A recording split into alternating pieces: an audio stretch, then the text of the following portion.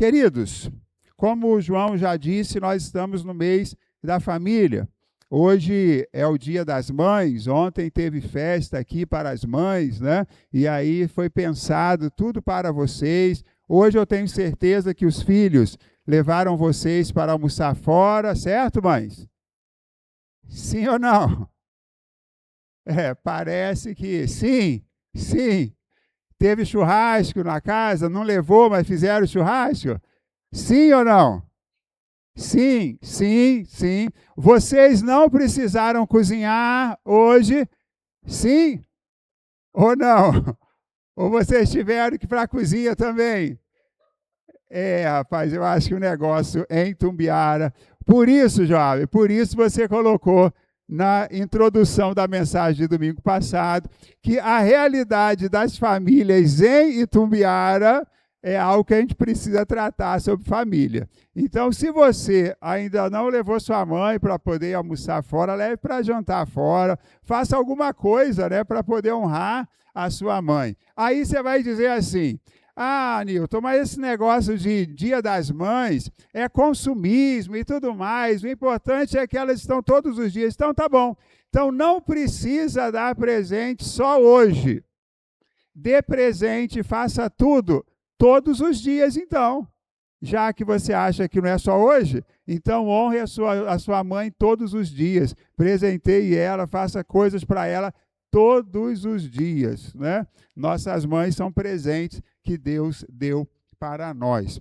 E aí Joabe, então, começou essa série, falando sobre a família, sobre a importância dela, e ele trouxe algo interessante.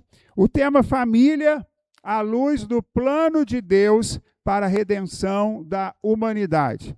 E quando a gente pensa nesse plano, nós estamos falando sobre criação, sobre queda, sobre redenção e sobre consumação. E aí, domingo passado, Joabe falou sobre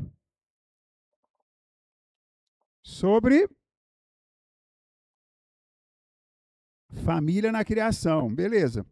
Mas o que ele disse? Qual foi a verdade principal? Qual foi a verdade principal? Legal que vocês lembraram que foi sobre a criação e sobre família. Mas ele falou algo.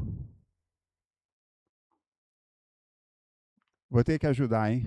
Vou ter que ajudar. Quem criou a família? Deus. Deus é o criador da família. Podemos falar isso juntos? Deus é o criador da família. Deus é o criador de todas as coisas. No princípio criou Deus os céus e a terra. Tudo que existe foi criado por Deus, inclusive a família. E nós vemos isso principalmente ali em Gênesis capítulo 2. Então, Deus é o criador da família. Família não é uma invenção humana. Não houve um rei, imperador, alguém que de repente parou e pensou: olha, esse negócio de família deve ser bom. Vamos criar então família. Não, foi algo de Deus. Deus, ele cria Adão e ele faz uma afirmação. Joabe deve ter dito isso aqui: Deus não descobriu que não era bom que o homem estivesse só. Deus afirma. Deus sempre soube e sempre saberá de todas as coisas, porque Deus, ele é onisciente. E aí Deus afirma: não é bom que o homem esteja só. E para resolver esta questão, ele cria a mulher. E ele realiza ali em Gênesis capítulo 2 o primeiro casamento. Adão é colocado para dormir em uma anestesia geral ali. Deus faz uma cirurgia, forma Eva, e aí Eva era assim aquela gata princesa perfeita, porque foi criada diretamente das mãos do próprio Deus. E aí Adão acorda daquele profundo sono e daqui a pouco vem Deus. Igual na cerimônia de casamento. Vem Deus trazendo Eva para apresentar para Adão. Quando Adão vê aquela preciosidade vindo, ele na hora, ele já dá um grito. Ele dá ali aquele grito de alegria, e aí ele faz aquela afirmação, agora sim, finalmente, veja aí, Gênesis capítulo 2, e eu gosto dessa versão da NVT, que diz isso, finalmente, exclamou o homem. Ele dá aquele brado de alegria, e ele diz, esta é osso dos meus ossos e carne da minha carne, será chamada mulher, porque foi tirada do homem. E aí há uma afirmação aqui que Moisés traz, por isso, o homem deixa pai e mãe, se une à sua mulher, e os dois se tornam um só. E aí há um outro relato que fecha essa história, mostrando sobre o clima que havia entre eles. O homem e a mulher estavam nus, mas não sentiam vergonha. E aqui não tem nada de erotismo. Aqui, na verdade, está falando sobre intimidade. Está falando sobre esta comunhão e esta conexão. Não havia barreiras entre eles. Não havia nada que um escondia do outro.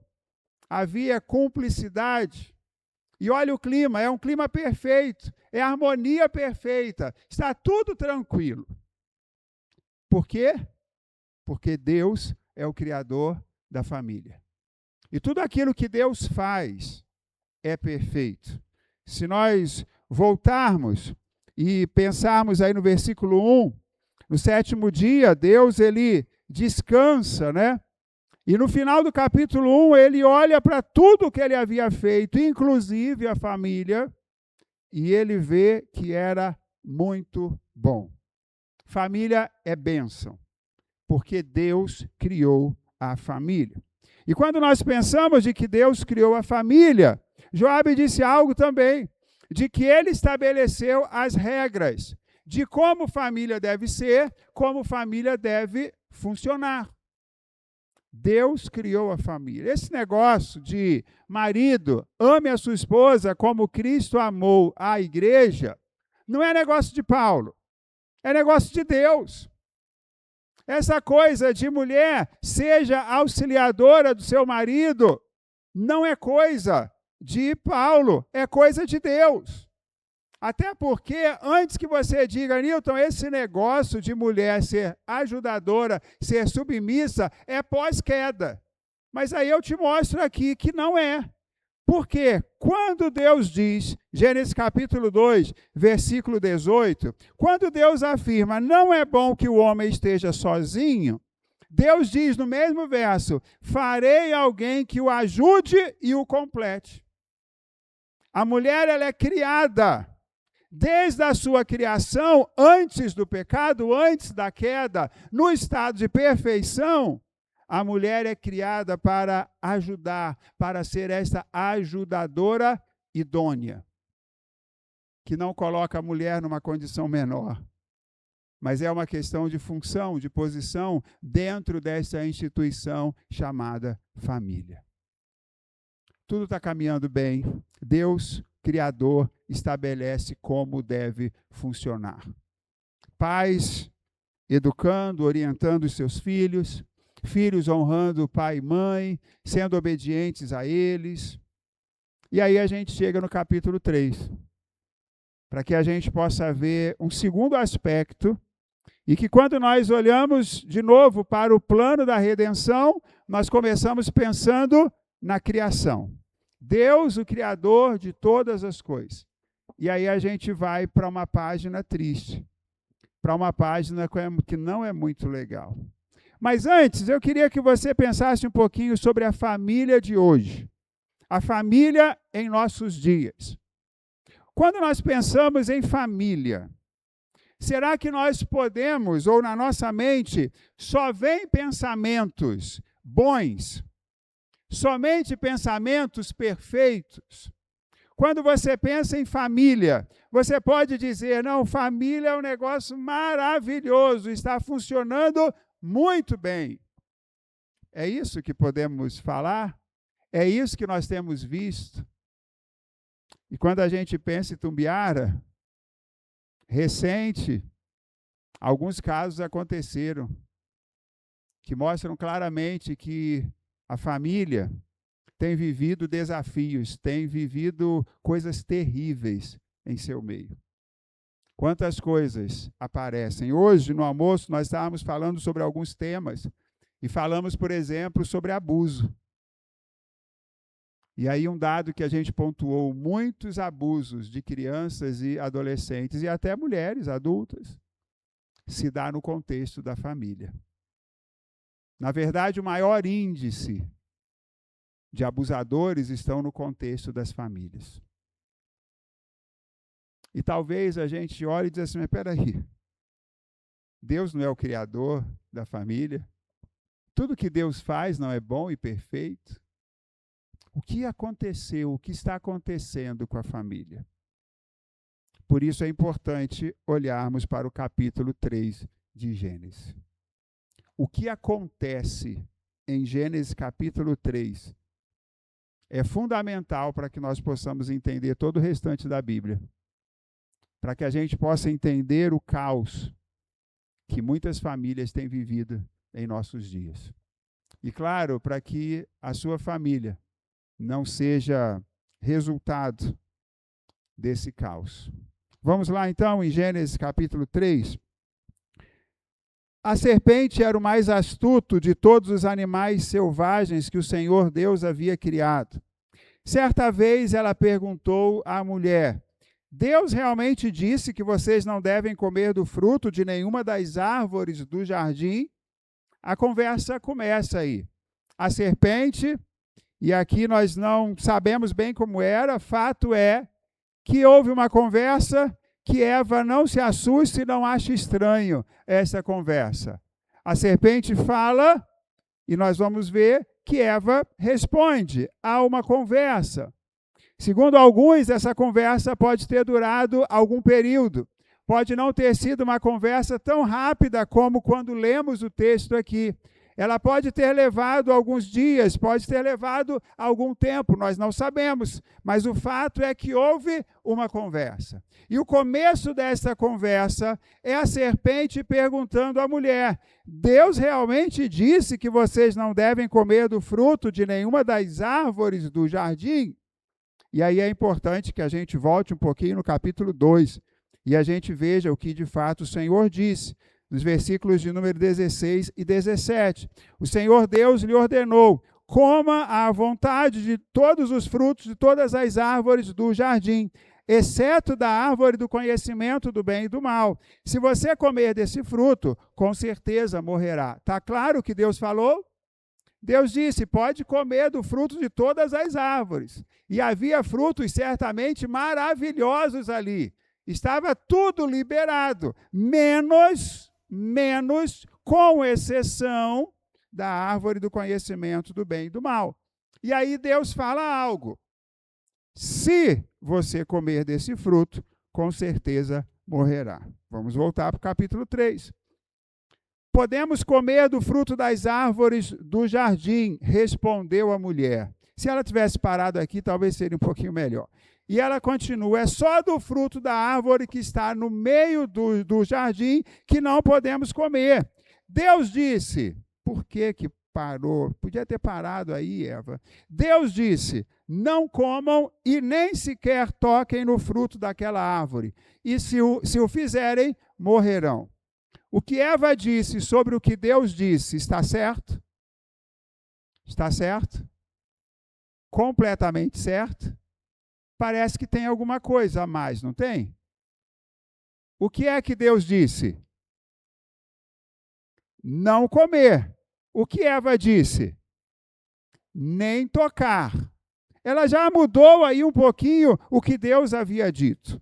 E aí a serpente continua o papo e diz: é claro que vocês não morrerão. A serpente responde. Talvez, lembrando, você acha que esse Deus amoroso, que criou todas as coisas, que criou vocês, que está sempre próximo a vocês, é claro que vocês não vão morrer. A serpente respondeu à mulher: Deus sabe. Olha, deixa eu contar um segredo. Deus sabe que no momento em que comerem do fruto, seus olhos se abrirão e, como Deus, conhecerão o bem e o mal. Imagina você lá no Jardim do Éden, e você ouve isso, olha, na verdade Deus está querendo enganar vocês. Se vocês comerem desse fruto, vocês vão ficar como Deus. Você vai conhecer o bem e o mal. A mulher viu que a árvore era linda e que seu fruto parecia delicioso, e desejou a sabedoria que ele lhe daria. E aqui começa a gerar esse sentimento, esse desejo por sabedoria, por poder, por ser como Deus. Assim tomou do fruto e o comeu. Depois deu ao seu marido que estava com ela, e ele também comeu. Naquele momento, seus olhos se abriram e eles perceberam que estavam nus. Por isso, costuraram folhas de figueira umas às outras para se cobrirem. Quando soprava a brisa do entardecer, o homem e sua mulher ouviram o Senhor Deus caminhando pelo jardim. Aquela comunhão do capítulo 1, do capítulo 2.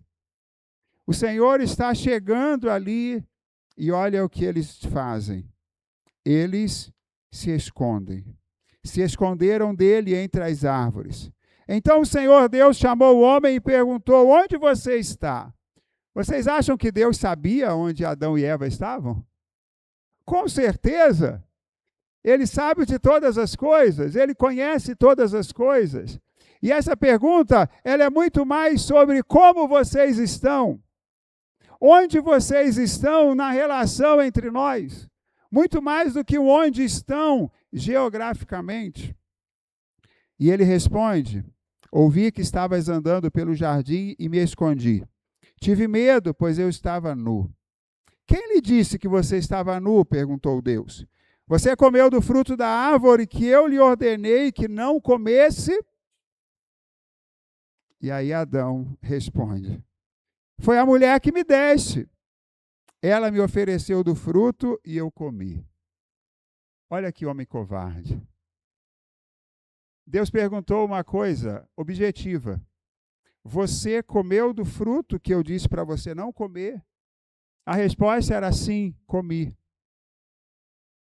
Mas ele diz: Senhor, foi a mulher que o Senhor me deu.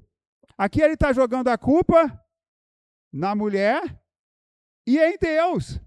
Porque foi a mulher que o Senhor me deu. Vocês é que estão errados. E aí eu, coitado de mim, ela me ofereceu do fruto e tadinho de mim. E eu comi. Então o Senhor Deus perguntou à mulher: o que você fez, mulher? E a mulher, de novo, agora, a serpente me enganou. Foi por isso que eu comi do fruto. De novo, ao invés de assumir a culpa, ela acusa. Foi a serpente. E quantas vezes, queridos, em muitas famílias, a acusação está presente. Acusação, foi ele, a culpa é dele, a culpa é dela, tal. Ninguém assume a responsabilidade. Então o Senhor Deus disse à serpente: uma vez que fez isso, maldita é você entre todos os animais domésticos e selvagens. Você se arrastará sobre o próprio ventre, rastejará no pó, enquanto viver. Farei que haja inimizade entre você e a mulher, e entre a sua descendência e o descendente dela. Ele lhe ferirá a cabeça, e você lhe ferirá o calcanhar. Alguns estudiosos dizem que talvez a serpente, antes desse momento, talvez tivesse pernas, talvez não andasse rastejando como conhecemos hoje, como consequência deste pecado. E aqui o versículo 15, você pode marcar na sua Bíblia, se você não tem marcado, este verso aqui, principalmente o final dele: ele lhe ferirá a cabeça e você lhe ferirá o calcanhar. É chamado de proto-evangelho. A primeira vez que o evangelho, que as boas novas de salvação em Cristo Jesus é anunciada. Vemos aqui a graça, o amor de Deus pela sua criação. E à mulher ele disse: farei mais intensas as dores de sua gravidez, e com dor você dará à luz. Seu desejo será para seu marido e ele a dominará. E há uma versão interessante falando sobre esta tradução. Uma outra opção poderia ser: ou desejará controlar o seu marido, mas ele a dominará. E aí, queridos, a gente vê aquela chamada guerra dos sexos. Quem manda mais, quem domina e tudo mais, é fruto da queda. É fruto do pecado de Adão e Eva. A mulher tem estas consequências. E ao homem ele disse: uma vez que você deu ouvidos à sua mulher e comeu da árvore cujo fruto ordenei que não comesse, maldita é a terra por sua causa. A terra, ela é amaldiçoada também. Por toda a vida terá muito trabalho para tirar da terra o seu sustento. Antes que você pense: Adão, Eva, vocês pecaram, e agora nós temos que trabalhar. O trabalho não é fruto da queda. O trabalho ele já existia antes da queda. O homem ele foi colocado para lavrar, para cuidar do jardim. Mas agora ele teria que tirar o sustento do seu trabalho. Ele precisaria trabalhar e não seria algo fácil e natural, mas ele teria muito trabalho para tirar da terra o seu sustento. Esta terra maldita produziria espinhos e ervas daninhas, mas você comerá de seus frutos e grãos. Mais uma vez, a graça, a bondade, o amor de Deus.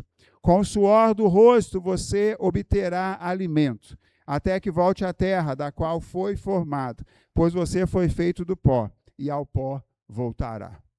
Se por um lado nós vemos aqui esse homem condenado à morte, e ele vai passar e experimentar a morte física, mas podemos ver também a morte, queridos, como um ponto final desta vida laboriosa, desta vida com dores, tormentos. Haveria um dia que esta morte iria chegar. O que podemos, queridos, aprender com este fato, com o texto que lemos aqui? Número 1, o homem falhou em sua missão. Deus, de maneira perfeita, bondosa, cria a família. E o homem tem uma missão: obedecer, cumprir a palavra de Deus. Cumprir aquilo que Deus havia dito. Olha, você vai cuidar de todo este jardim, você vai lavrar esta terra, você é coroa da criação, mas eu quero te dar uma ordem: olha, não coma do fruto da árvore do conhecimento do bem e do mal. Mas o homem falhou em cumprir as ordens do Criador. Sendo criado à imagem e semelhança de Deus, esse homem não foi criado como robô, como aquele que iria fazer tudo aquilo que era mandado. Mas, na verdade, ele é um ser responsável e livre. Ou livre e, por isso, um ser responsável. E o fato de Deus ter dado esta ordem mostra de maneira clara a questão da responsabilidade do homem. O passo número 1 para a desobediência é a serpente colocando no coração, na mente de Eva, dúvidas a respeito sobre aquilo que Deus havia falado. Foi isso realmente que Deus falou? Está lá no versículo de número 1. Depois, a mulher acrescenta algo à palavra que Deus havia falado. Deus disse que nós não podemos comer e nem tocar. E depois a serpente coloca em xeque se Deus agiria com justiça, se Deus ele cumpriria a sua palavra. Não, é certo que vocês não morrerão. E quando nós chegamos, queridos, no versículo de número 6, nós encontramos aqui algo parecido com o que está em Tiago, capítulo 1, versículos 14 e 15. A mulher viu, desejou, tomou e comeu.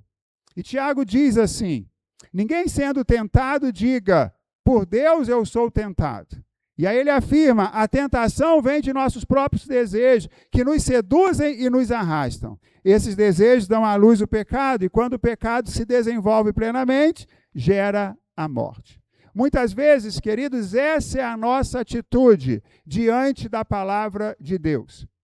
duvidamos, colocamos em dúvida esta palavra, tentamos conformá-la ao nosso jeito, ao nosso pensamento, ao nosso gosto, à nossa visão.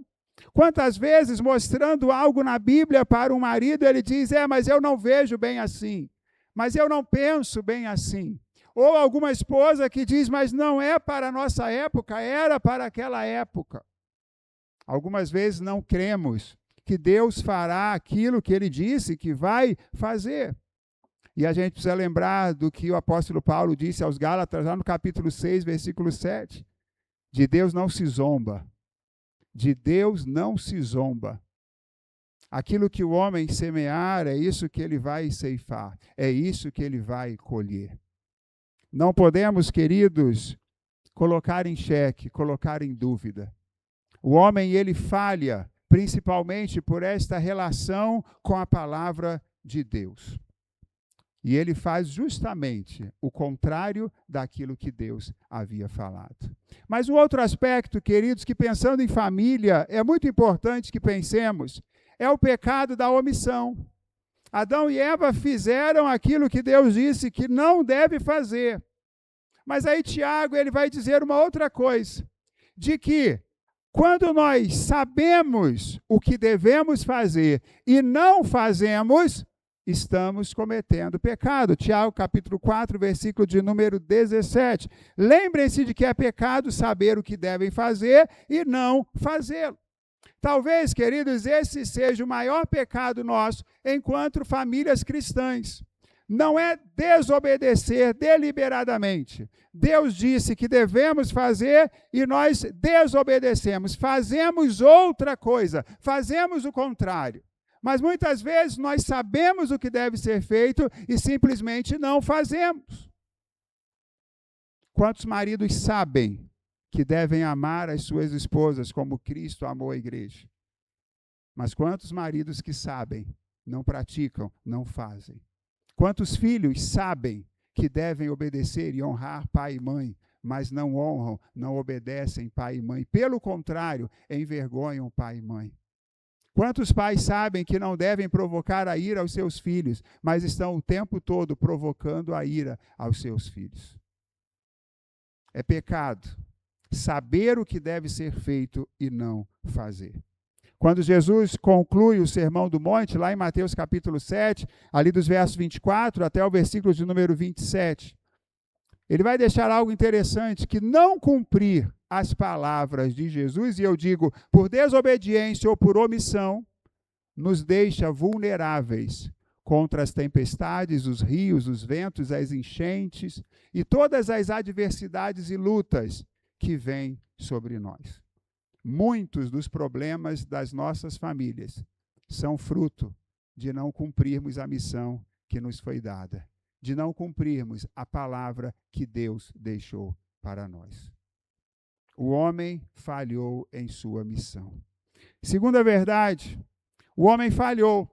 E isto gerou terríveis consequências, como nós lemos aqui. E, inclusive, consequências à família, que foi criada por Deus. Deus é amoroso. Ele criou a família. Ele disse, não é bom que o homem esteja só. Criou Eva. Deu aquele presente maravilhoso. Criou aquele jardim que é o paraíso.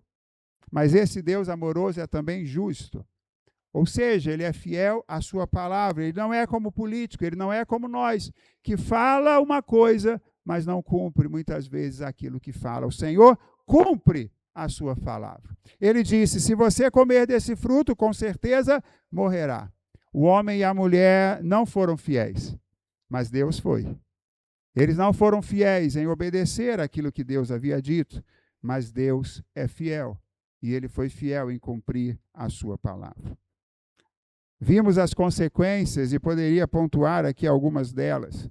Perda da inocência em relação ao mal. No momento que eles comem do fruto, os olhos deles foram abertos e eles passaram a conhecer o bem e o mal. Eles estavam nus, ninguém havia dito a eles que isso era algo ruim, mas eles percebem que eles estão nus.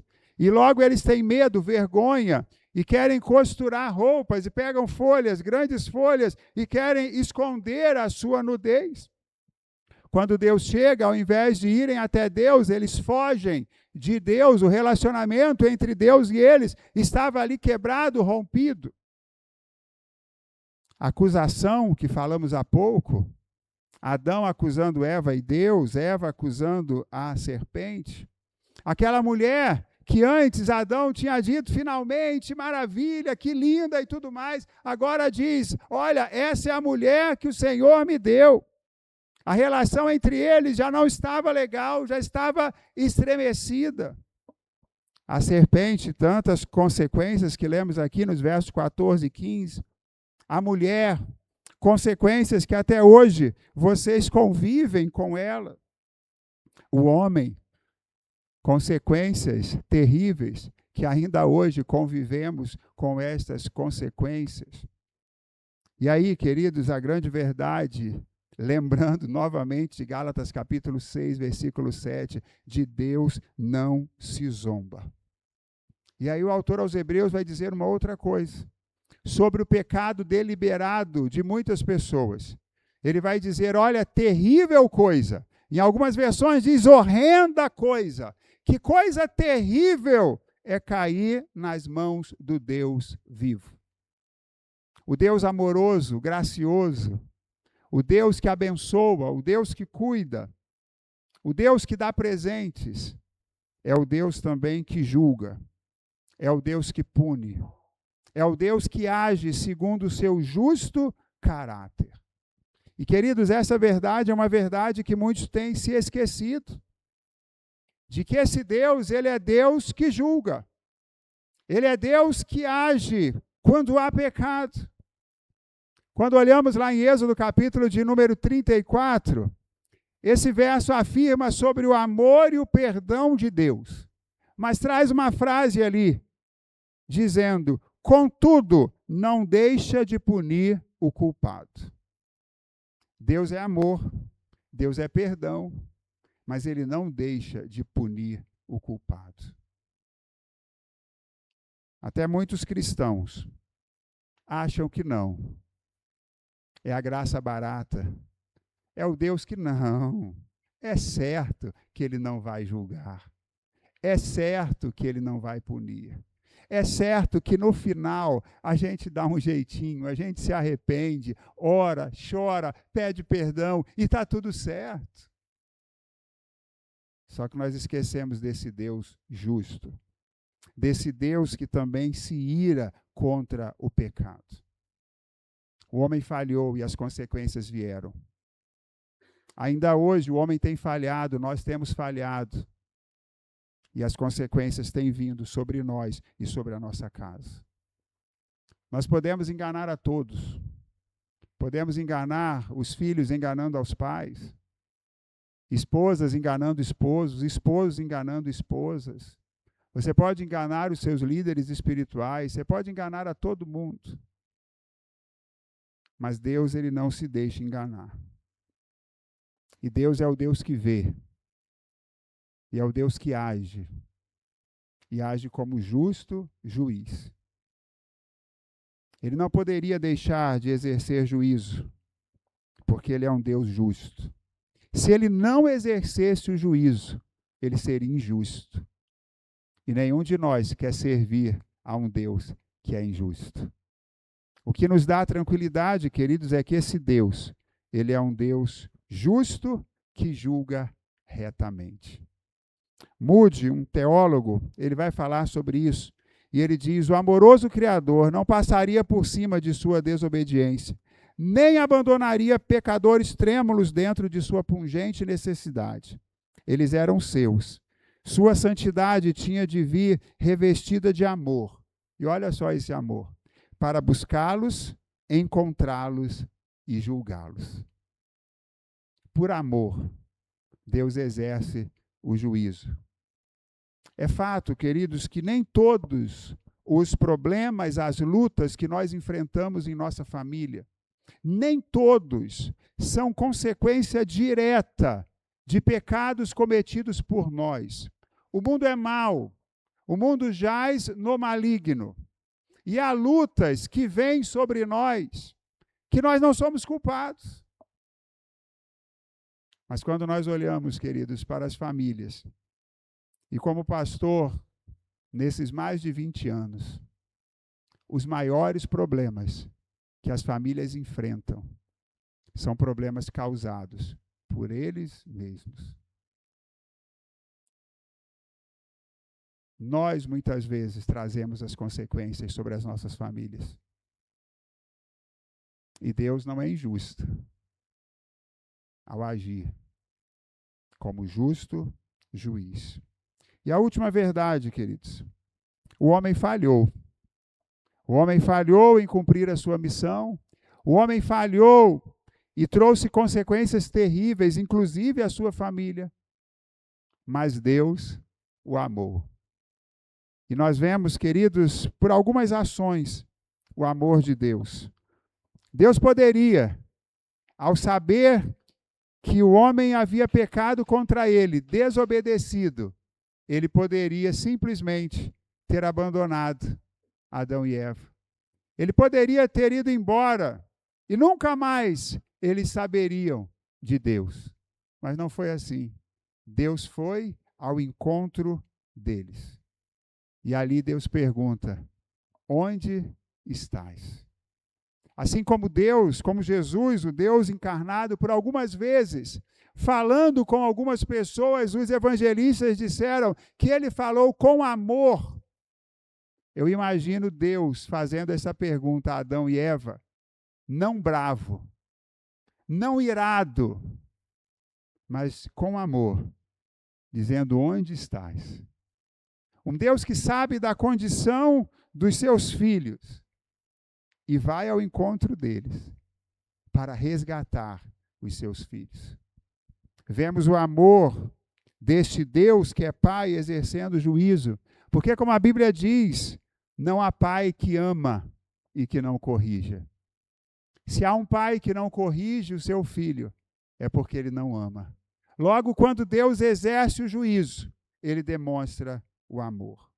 Vemos o amor desse Deus ao resolver a situação que o homem não conseguiu. Ele tenta fazer algumas roupas de folhas, de folhagem, para se esconder. Mas mais à frente você pode ler de que Deus então costura roupas adequadas, definitivas para ele. E neste ato ele aponta para o sacrifício de Cristo Jesus. Ali, com o derramamento de sangue, aquelas roupas, elas são feitas. Como vimos no versículo 15, ele dá esperança de um Redentor. Virá um que esmagará a cabeça da serpente. Jesus já fez isso lá na cruz, quando ele pagou o preço pelos nossos pecados. Ele morre, é sepultado e ao terceiro dia ele ressuscita, vencendo a morte. Ele esmaga a cabeça da serpente e fará isso de maneira plena, quando voltar em poder e glória. E em breve ele esmagará a cabeça da serpente. E um último ato de amor que vemos aqui, que talvez você possa olhar e pensar: mas poxa, como Deus, ele é tão mau. Quando Deus impede, no versículos de número 22 e 23, quando Deus impede o acesso à árvore da vida. Aqui, queridos, na verdade, é prova de amor. Se os homens comessem do fruto da árvore da vida, viveriam eternamente. Em qual condição? Condição de separação, de condenados. E Deus então revela o seu amor ao impedir que eles comessem da árvore da vida. Mas não os deixou sem esperança de vida, dizendo: virá aquele que vai esmagar a cabeça da serpente. Queridos, o homem pecou, falhou. E é muito fácil para nós apontarmos o dedo e dizer: Adão, Eva, por que vocês falharam? Na verdade, nós também falhamos. Nós não conseguimos por nós mesmos viver o ideal de Deus para a família. Olhar, queridos, para Gênesis 3 é olhar para nós. É lembrar de que nós temos falhado. nós não acertamos. O bem que nós queremos fazer, nós acabamos não fazendo. E o mal que nós não queremos fazer, esse acabamos fazendo.